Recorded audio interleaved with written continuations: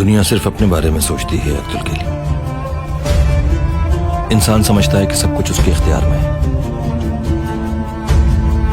यही भूल है उसकी। लेकिन करे भी तो क्या?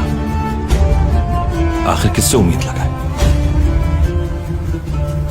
कभी दौलत के पीछे भागता है तो कभी शोहरत के पीछे।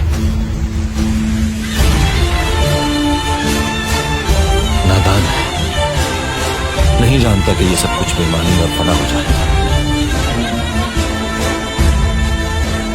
अपनी मर्जी से तो इस दुनिया में सांस लेना भी मुहाल है, तो फिर क्यों छोड़े आपका रास्ता?